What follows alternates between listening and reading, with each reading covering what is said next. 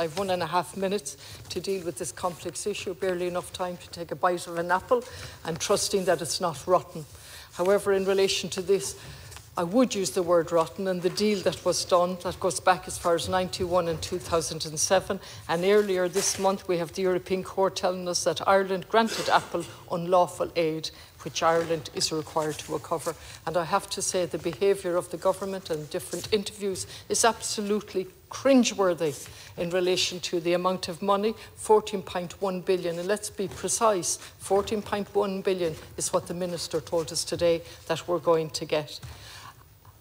And the question is, what other deals were done with what other companies? Remember, this came to light as a result of Apple testimony in America.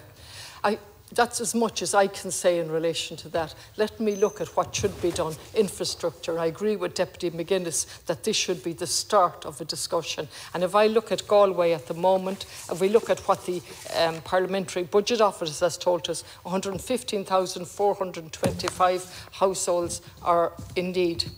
That means 235,000 people. Have I gone over my? No.